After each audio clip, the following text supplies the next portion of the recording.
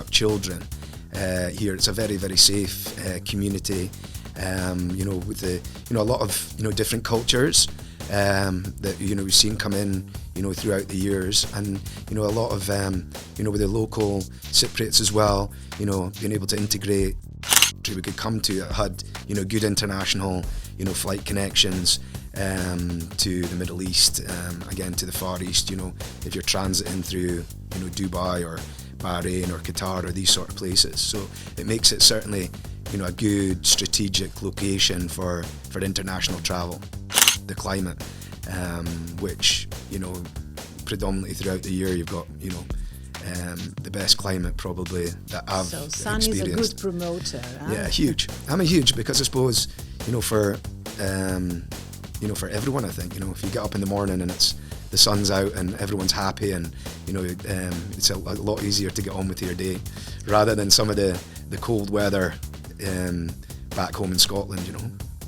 You have a lot of things to do, so family come out, there's always things you can do. You can go up to the Troodos Mountains, you can go and explore the countryside, and it's all on your doorstep. And I think certainly even like at winter, we get beautiful temperatures even at this time of the year, and also you've got the options potentially to go skiing if you want to, and it's all very, very close, 40 minutes away.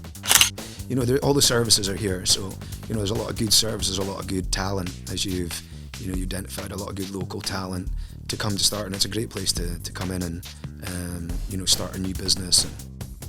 This means that you are here to stay. I think here to stay, yeah. I don't see us going anywhere. People, stories, social issues, environment, sports, arts and culture, life, urban issues, innovation. This is the El Air Uncut. Welcome to Limassol Ambassadors, the new series of El Air Uncut channel. Here in our podcast, we bring to you weekly active citizens of Limassol, internationals that contribute daily to our city's economy. And most important requirement of this series is that these citizens do care and want to be part of a better future for Limassol. So thanks for tuning in, and I am your host. I will guide this journey for us to get to know better all the positives of diversity. They are all human. We are all people. And today I am pleased to be joined by Lachlan from Scotland. Thank you very much for being here, Lachlan. As usual, I allow my guests to introduce themselves as citizens first, right? And then later we will go into your professional paths and how Limassol has been crucial for your development as well as an entrepreneur. So we usually end with key suggestions for improvement, and hopefully we will have some policymakers listening. So welcome, Lachlan. Thank you. Thank you for inviting us. I hope that you will enjoy this conversation, because the idea is for all of us to get to know each other, all the internationals who have been living here for decades. And you have been living here for? We've been here 16 years, so a long time now. All my family's based here, 3 kids, 2 daughters, 1 son. So they were all born here, born in Limassol, and are so now you have teenagers. Contributed to the Limassolian population. Yeah, 100% added to the population increase, as we've seen. So. Very good. So first of all, how do you feel as a Limassolian living in Limassol? How is it for you and for your family? I think Limassol as a great place. It's having lived here for 16 years, we've seen the city itself develop hugely over the years, and it's certainly to bring up children here. It's a very, very safe community, with a lot of different cultures, that, we've seen come in, throughout the years. And, a lot of, with the local Cypriots as well, being able to integrate with the local Cypriot people. Was it difficult for you? No, I don't think it was difficult. I think I suppose when you move to, different places. I mean, we've lived in, we've obviously from Aberdeen, Scotland, but we've lived in America, we've lived in Houston, Texas. And then from there, we went back to the UK, and then we moved, made the decision to move to Cyprus. So I think, within any country that you move to or any community, it takes a little bit of time, but I think, certainly in Limassol, it didn't really take too much time to integrate and, start to obviously call, Limassol, Cyprus as home. So this is definitely your home for you, for your family, and also for the people that came as well to join you in your business. Because I know it's not just you. No, it's a family business. We've been heavily involved, in different types of businesses, and we decided to come here.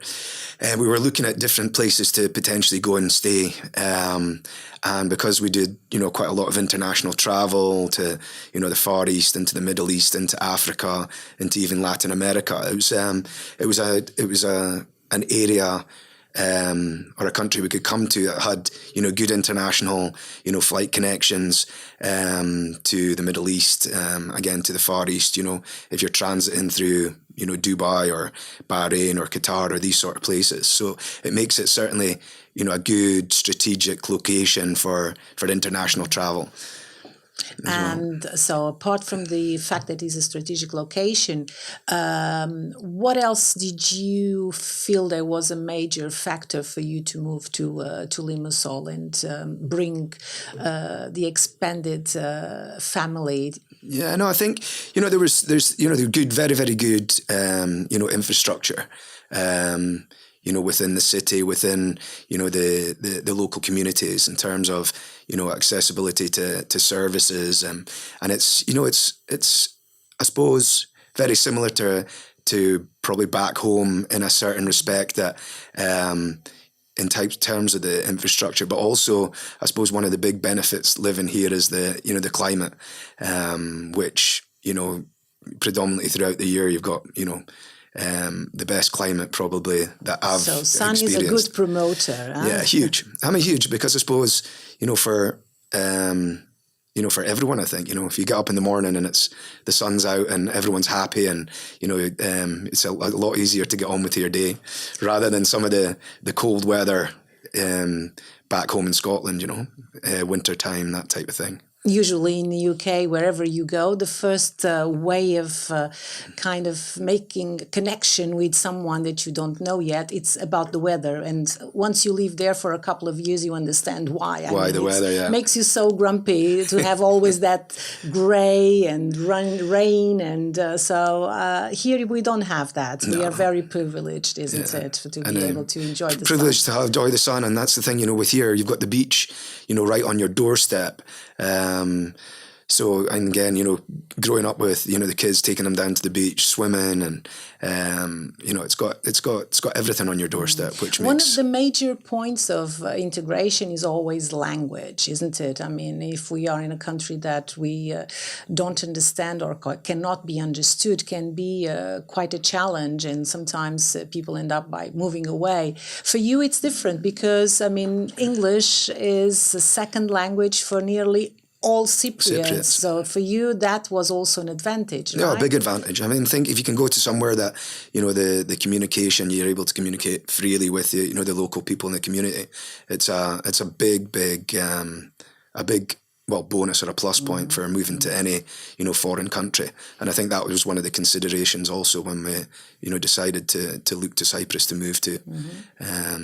for your children, for instance, is always a good sign to see how much a family is taking, how serious, let's say, a family is taking the integration, is to see where do kids go to school. And from what I heard from you earlier on, one of your children now, you decided that he should go to a local Greek school. Yeah, that's quite interesting. I think Rob, our youngest, Robbie, he was initially at a nursery which was an English Cypriot nursery as well. So a lot of his friends were Cypriot, and then it was just decided, I think, for one of the things for him to really be able to embrace the language and then to be able to I think it was to go to Greek school, because I think that's especially at that age, they're able to absorb and learn a lot quicker than maybe my daughter's grown up. They've gone to a British school,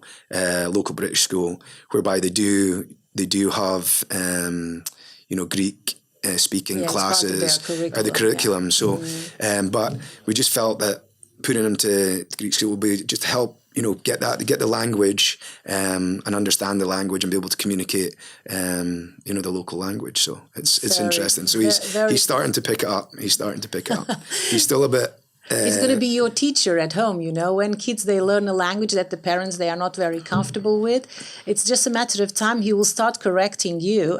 And doing the translations. and doing the translations as well. Yeah. So what about your Greek? I know that you know a few words. A few words, the general, kalimera and kalinichta and, just general greetings. But as you say, I mean, it's just fortunate that, the as you say, the second language is English, and it's everywhere you go, everyone is able to communicate freely. Even driving here, you feel like home, right? Yeah. And I'm sure you don't feel upset when you go back home. Whereas when we go back to Portugal or France or anywhere else, we kind of feel, oh, right, I forgot that the rest of the world is driving on the other side of the road.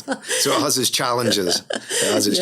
But no, right. It's it is. Yeah, I mean, as I say, you've got good infrastructure, and it's easy to integrate into the Limassol city. What about when you go home and you talk about Limassol? What are the things that you feel? What are, let's say, the points that you use to promote Limassol? What do they see? What do you come up with? Anywhere we go, we know certainly we promote the fact that it's you have the nice beaches, you have the good restaurants, good food. You have a lot of things to do. So family come out. There's always things you can do. You can go up to the Troodos Mountains. You can go and explore the countryside. So, and it's all on your doorstep. And I think certainly even like at winter, we get beautiful temperatures even at this time of the year. And also you've got the options potentially to go skiing if you want to. And it's all very, very close, 40 minutes away. So anytime you're promoting back home or speaking to people, it's just come and visit, come and see, come and visit, come and take in the local culture, the local foods, the Mediterranean food that's available, the produce and that type of thing. So it's an easy selling point. I'm going to ask you a little extra today, and I'm going to ask you to show us on the map of Limassol a couple of points where you really enjoy the area, and maybe it's a suggestion for others who are arriving from other countries to visit and enjoy Limassol. What are your favorite I think spots? some of the obviously the spots that we spend some time up by the the Limassol Dam, where it's just up by a Krunta area. Sometimes we'll go fishing, we'll take the kids up. Sometimes we'll take the dogs, for a walk, around the area. So that's certainly an area which we enjoy. We enjoy going down to, sometimes in the summer, we'll go down to Ladies Mile and enjoy some of the beach clubs and things like that down there. Because it's nice certainly in the summer to go down and visit. And they've got, for the kids, they've got the inflatable activities within, in the beach. So they love to go spend time and play. Family is definitely one of the major, let's say, criteria that makes internationals feel comfortable and feel safe. It feels safe. It's good, and that's the thing. We certainly with my girls who are teenagers, they've got a good group of friends, and they like to go out, and it's safe for them to go out together. Obviously, we're always keep an eye on where they're going to be and who they're going to be with, but certainly it's a safe place that you feel they're safe for them to go out and enjoy the So this means that you also have a general feeling of trust on locals, on the population that lives here, and the mix as well of internationals who live certainly here. It's with the local people as well, it's very family orientated. I mean, certainly you see in Limassol, obviously I think we've got the carnival coming up, which is I think it maybe is one of the biggest in Europe now, carnivals. So you've got that element where all the community comes together, and the activities, and certainly the carnival day is always a good day out. So that's certainly, it's important to be in an area where there's lots of family orientated activities, and like we said, you've got the beaches on your doorstep, and you've got the ability to go out and walk down the beach and spend some nice time with the family. Quite unique set of advantages, isn't it? Yeah. I'm going to now take you to the professional side of our conversation, if you allow me. And I think again there is a very interesting story for you to tell us and share with us how your, let's say, spectrum of businesses has been growing since you settled here in Limassol. So I will let you tell us the story. So your start, it was with oil and gas. Yes, in oil and gas. So obviously within the family, my father-in-law founded a business in Aberdeen, Scotland, a long time ago, probably I think it was around about 1976, and he grew as an oil service business.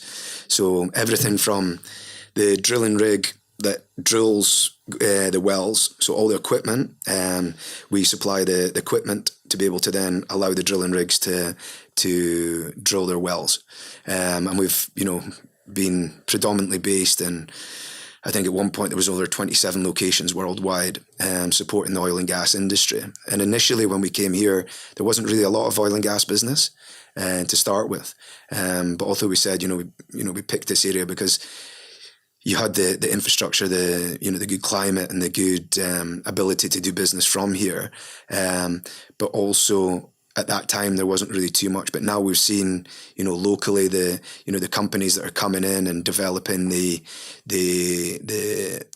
exploration side of the business for Cyprus, which will bring huge benefits to Cyprus in the future, with the fact that they've had quite a lot of good gas finds, which will in the next 5 to 10 years should come to fruition, which will benefit the whole Cypriot population in terms of economically as well. And then additionally here, my father-in-law has opened different types of businesses. We've opened hospitality venues, and we've got two. We've got one in the city here, and we've got one in Bessuri, which is in the Limassol district. And in addition to that, we've also opened with my brother-in-law's opened with my father-in-law a drinks delivery business. So that's everything from soft drinks to beers, wines, alcohol, all delivered to the consumer's door. And also they specialize in wholesale delivery as well, to everything to supermarkets, hospitality venues, restaurants, just all that type of thing as well. We're businesses. talking about a really big spectrum there. So you started with oil and gas, but your portfolio was abroad, and now you are able to have a portfolio of clients also in Cyprus. Yeah. Then you went to the food industry. So this means that you went from an international sort of concept towards a local one. So this was, in my opinion, a very important turning point for you, right? I mean, I think when we came here as well, we looked at opportunities when we came here, and there was opportunities came up, and I think certainly in my father-in-law and the people that work for him, are look to integrate into the local community as well, and look for opportunities to develop businesses. And that's what, they've done with the businesses that we've gone into. And obviously they're growing. The drinks delivery business is already going.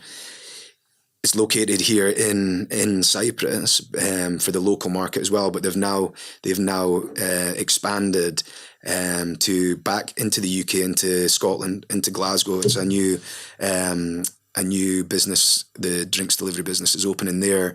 It's launching at the end of this month. It'll be launching, and then they're also going to launch into Spain as well. So it's gone from international into local to back out into international again. So they're moving forward and expanding the business.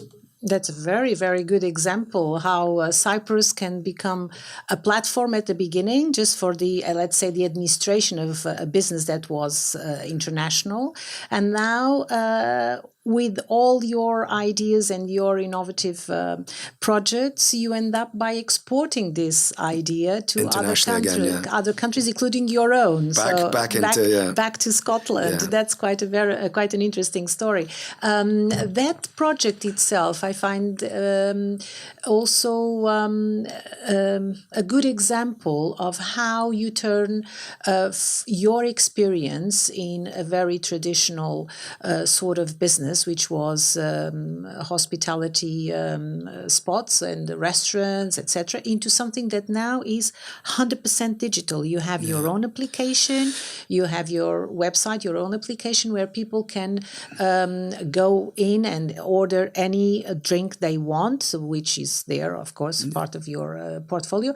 And the most important detail, I would say here, is the fact that you are analyzing the local markets to understand where the needs are, and you are trying to help the local community, even those who are away from the center, and make sure that people who are somewhere out in a village around Limassol can also have your products. So in terms of like delivery, they deliver all the way out to the Limassol district, which is out towards Basurian, also on the other side, to really the boundary of the Larnaca area. Although some of the further out areas, they have to give maybe a little bit more notice. But certainly within, the Limassol area, you can have, an express 1 hour delivery. So for instance, you need your supplies of water, juices. If you're having a party at the weekend and you need some beer, wine, that you just go onto the application, put your order in, and then you can pick your slots anytime. So if you wanted it within an hour, you can have it delivered within the hour. If you want it, later in the evening, you pick your time slot, place your order, and the delivery will be there for you. And this is the zoomdelivery.eu? This is the one. And it's an application, so it's on the website as well, but it's also application. So you can download the application. If you have an Apple phone or you have an Android phone, simply just download the application, put in your home delivery address, and you're good to go to start ordering.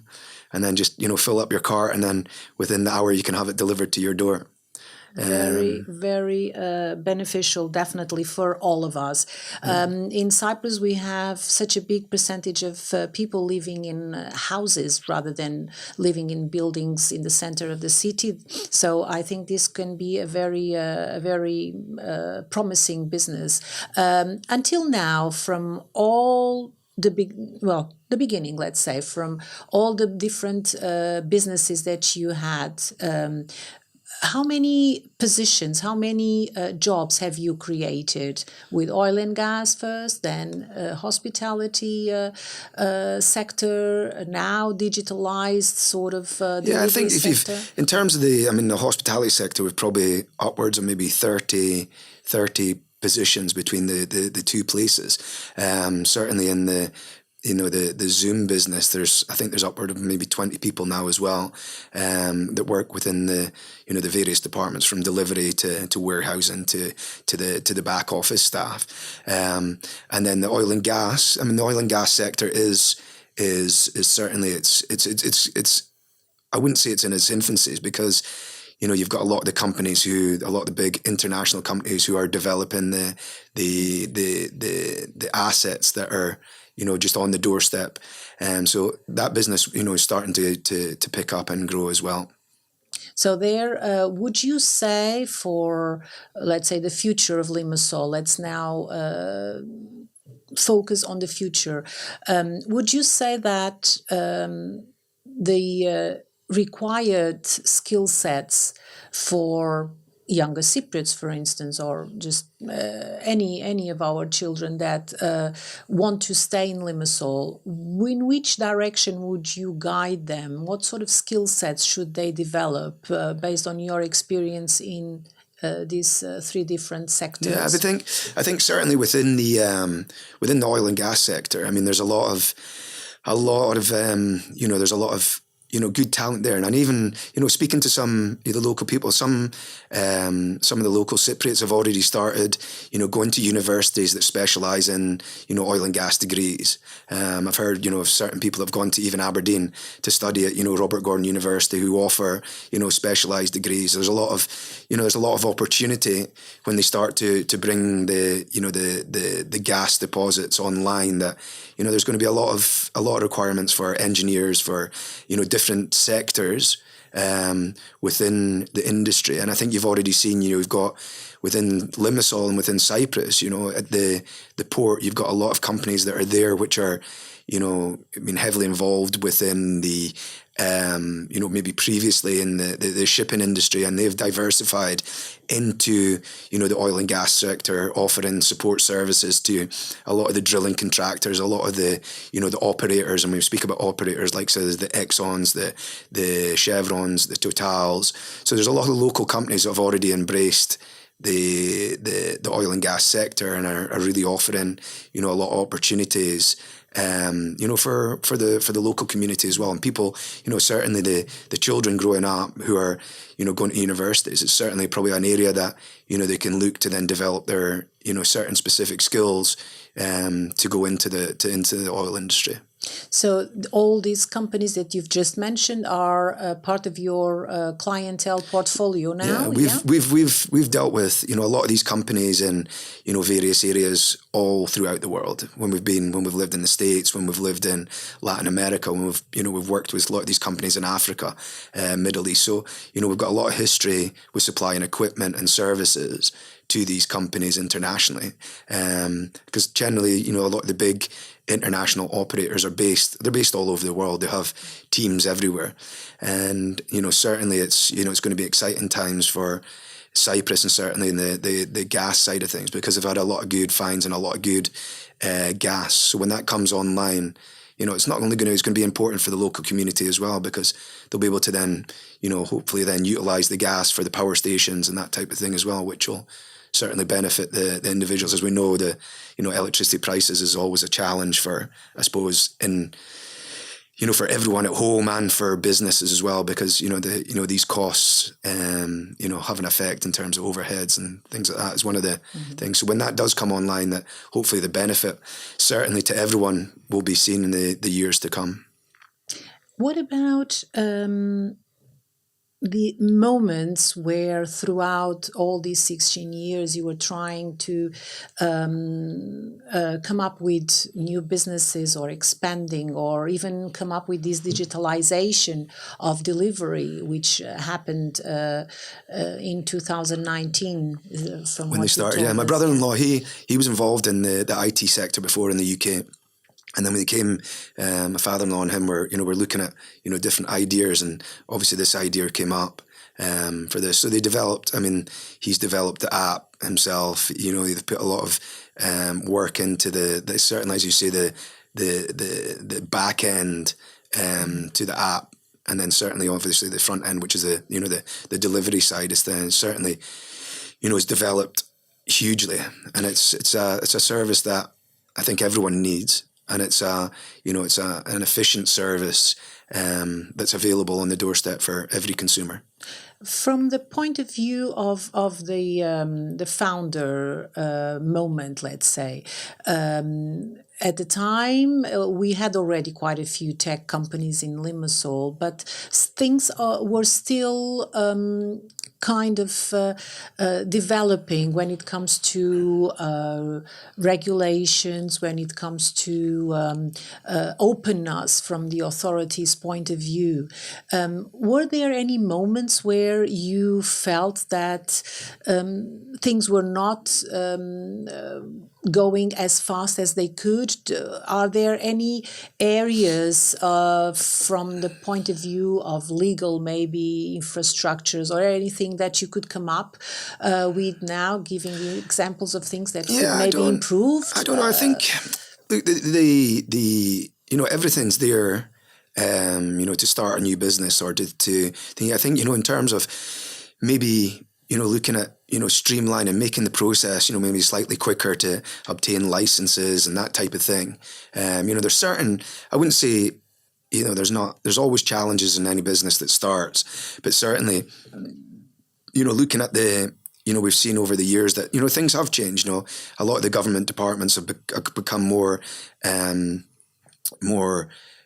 integrated with, IT and, to be able to access the services online. So I think that's developed over the years, and you've seen that, change. And I think, there's probably still some way to go, but it's progressing. Now, again, it's probably something that the local, governments and things are, certainly have on their agenda list to speed up. And I think, but there's certainly, good access to the services and things that are required. So you definitely don't feel that it is difficult for an international to come to Cyprus and start a business at this moment? No, not at all. I think, all the services are here. So, there's a lot of good services, a lot of good talent, as you've, you identified, a lot of good local talent that's here. So in terms of to come to start, and it's a great place to come in and, start a new business, and, everything's here to facilitate that. And I think they've taken huge steps. I think if you look at, the tech companies that are coming in, they've really, the government have looked to assist them with, incentives to bring people in offices and infrastructure here, which is only good for the local community to see it develop. And I think obviously we've seen, the amount of development in terms of, office space that's going in, which is attracting, these international companies come in, and, you've seen a lot more of the, international schools. They've been expanding as well. And, the infrastructure is expanding, rapidly and quickly. So from what I hear, you are a quite successful business owner at the moment, and you see no big difficulties on expanding your business. This means that you are here to stay. Even here to stay, yeah. Even your son is in a Greek school, so it means that this is a long-term plan, Long-term, right? yeah. We've been here 16 years, so, I don't see us, going anywhere, certainly not in the very good. short Good to future. hear. And I am sure that the community is very happy to have positive input from anyone like yourself that has shown respect for the traditions and for the laws. And on top of it, you are offering new services, and you are also coming up with innovative ideas in terms of businesses. So what would you say your company would be able to contribute for a better future in Limassol? What are, let's say, the areas in which you feel that your company will give back to society? Yeah, no, I think, looking at obviously we've got such a, great assets with the beach and the, the local area. And I said, places like the, the local dams and this sort of thing. And I think, just to make sure that we keep the areas and we keep the place, clean, tidy, certainly for, visitors coming in, on the tourist side of things. But not only that, for, as you say, the families coming in to then, everyone to take an active part in, making sure that, where we stay is kept clean and, and there's not disposed rubbish and on the beaches or into the sea. I think that's one of the important areas which, I think everyone needs to embrace and certainly work, within their local municipalities or communities to try and ensure that, we have a nice and nice place to stay. So definitely we are going to be able to see your companies involved in some of these local projects initiatives, and local initiatives. Well, I think that this was definitely a very pleasant conversation. Thank you. And I really feel that with stories like yours, we can see the positive side of diversity. Limassol is very lucky to have you here with us, and I hope that this is just one more example of another nationality that feels fully integrated in Limassol multicultural society. Thank you very much. Thank you, and Paula. thank you as well to all of you that are listening to us. I truly hope that you'll be with us on our next episode, where we will discover someone else from another country sharing their lives and their stories with us here at Limassol Ambassadors. Thank you and talk soon. Thank you very much. Thank you. Thank you. This is the L Air Uncut.